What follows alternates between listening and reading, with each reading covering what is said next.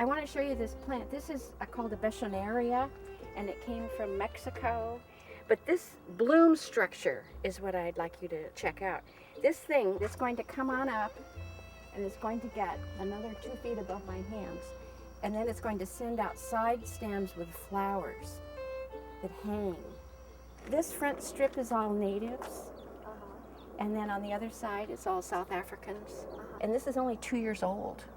It's its second spring. Oh my goodness, this plant seems to be falling over. I haven't cut it because it's so pretty. But this guy came from South Africa. I grew him from seed at Merritt. At the end of its cycle, I'll just whack it back and it'll start over and it'll be good next spring.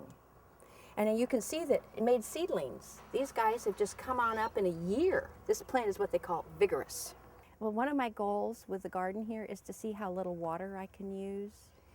And that's why this South African palette is, that's what I'm experimenting with, this South African group of plants. They come from an area in the world that has the same seasons that we do in California. They have a summer drought, and as a consequence, they're adapted to very little water in the summer. Felicia filifolia, it's a plant that, again, was grown from seed at Merritt, and it just is extremely unusual. Very, very few people grow this plant. It's so strange to have a shrub covered with flowers like this. And of course, the bumblebee is our California native bee, and this is a native Phacelia. This guy came up this year from seed.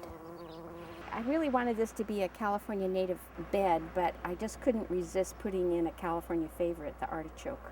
And I was just thrilled that it's got chokes on it. I mean, this is just fabulous. This is an Eriogonum. It's one of the buckwheats that we have in California. And this one's called Eriogonum giganteum, or St. Catherine's lace.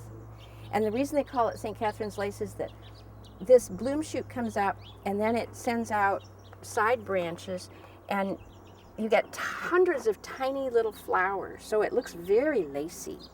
And I don't water it at all. Oh, and then I'm really a salvia nut. This right here is our pineapple sage, also called Salvia elegans. It's going to get up to 2.5 feet, and then the bloom spikes will rise up to here.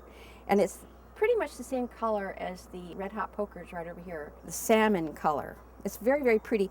And some of you might know that the Salvia elegans pineapple sage is very, very smelly, fragrant. It smells like pineapple, and it's just wonderful. People use it in cooking. So now we're coming to the backyard, and this part of the garden's been kind of an ongoing project for the last 4, 5, 6 years. I'm always redoing something, so very little of it remains very long.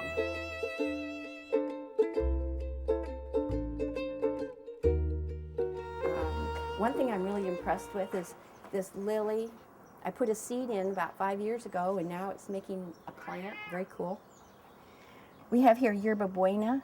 It's a California native mint, and it creeps and it crawls and acts like a ground cover.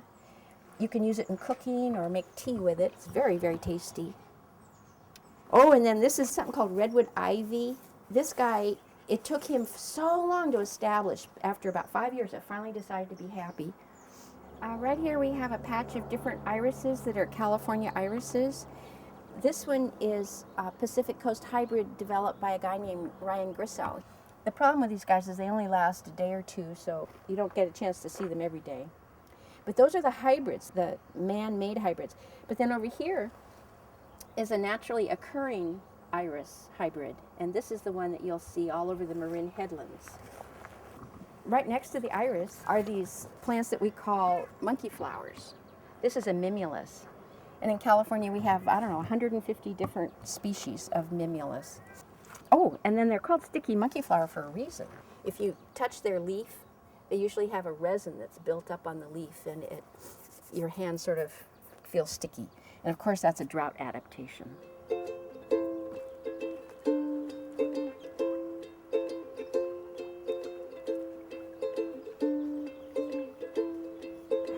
At Merritt College, of course, I've taken so many classes, and one of the classes was in Mediterranean plants. And Glenn Cater taught that class. And this is a plant that Glenn really enjoyed. And it's this really cute little bulb. Right here by the bulbs is our blue flax. This plant, it's a perennial, meaning that it lives more than 1 year. If you like linum, it's really nice because what you end up with is a linum forest. The flowers create seed and they send the seed down, and before you know it, you have a lot of linum. This is something called Dickelost-Emma itemaya, but this particular one is called pink diamond, I think. I've never seen it before. I put it in the ground a couple of years ago, and it's just sort of coming up this year.